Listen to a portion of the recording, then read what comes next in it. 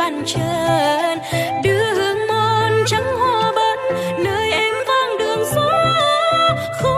vai vừa phiên chợ rượu ngô tình lao sao xa xa kia bóng ngựa dồn bước chân